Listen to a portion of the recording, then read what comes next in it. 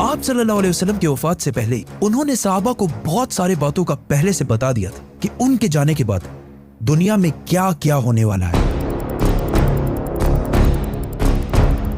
एक दिन हजरत उमर रज़ी अल्लाह ताला अन्हु बाकी सहाबा के साथ आप सल्लल्लाहु अलैहि वसल्लम के पास मस्जिद नबवी में बैठे हुए थे कि अचानक एक बहुत ही रोबदार और हैंडसम आदमी मस्जिद में दाखिल हुआ। उनके कपड़े एक्सट्रीमली व्हाइट और बाल बिल्कुल ब्लैक थे। उस दिन से पहले उन्हें मदीना में किसी ने भी नहीं देखा, मतलब वो मदीना के रहने वाले नहीं थे और उनके कपड़ों और बालों से बिल्कुल ऐसा नहीं लग रहा था कि वो कहीं दूर से ट्रेवल करके मदीना आए।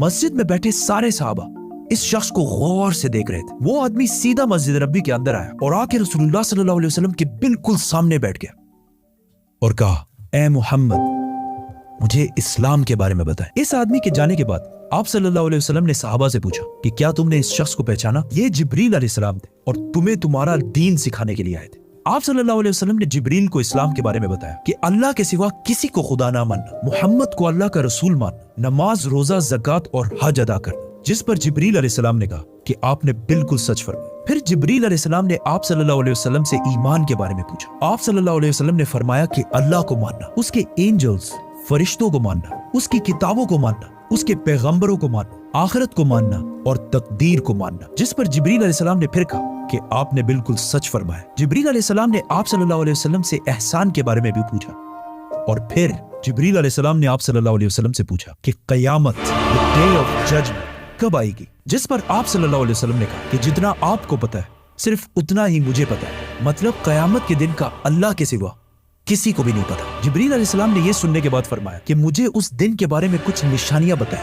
अब तक इस डिस्कशन में जितनी भी बातें हुई उन सबको आप सल्लल्लाहु अलैहि वसल्लम पहले भी एक्सप्लेन कर चुके, क्योंकि ये वाकया आप सल्लल्लाहु अलैहि वसल्लम की वफात से कुछ ही अरसे पहले हुआ था, जब ऑलमोस्ट सारा कुरान नाजिल हो चुका था। लेकिन इसके बाद जो आप सल्लल्लाहु अलैहि वसल्लम ने कयामत की निशानियां बताई, वो इससे पहले किसी को भी पता नहीं थी। और इन निशानियों का ताल्लुक सहाबा से ज्यादा हमसे है, क्योंकि जो निशानियां आप सल्लल्लाहु अलैहि वसल्लम ने बताई वो सहाबा ने अपनी जिंदगी में पूरे होते नहीं देखी, बल्कि वो निशानियां आज हम देख रहे हैं। Which means जिब्रील अलैहिस्सलाम सिर्फ सहाबा को नहीं बल्कि आज के मुसलमानों को भी क़यामत की बहुत इंपॉर्टेंट निशानियां सिखाना चाहते थे। आप सल्लल्लाहु अलैहि वसल्लम ने जिब्रील अलैहिस्सलाम को जवाब दिया कि जब एक लौंडी अपने मालकन को जन्म देगी, जिसको बहुत सारे स्कॉलर्स समझते हैं कि जब औलाद अपने वालिदैन को गुलाम समझेगी, और जब ये नंगे पैर गरीब शेफर्ड्स, चरवाहे एक दूसरे से लंबी बिल्डिंग्स बनाने में कंपटीशन, मुकाबला करेंगे। जिब्रील अलैहिस्सलाम ने फिर कहा कि आपने बिल्कुल सच फरमाया और उठकर वहां से चले गए। आप सल्लल्लाहु अलैहि वसल्लम ने सहाबा को भेजा कि कोई जाकर इस आदमी को ढूंढे, लेकिन उस दिन के बाद ये आदमी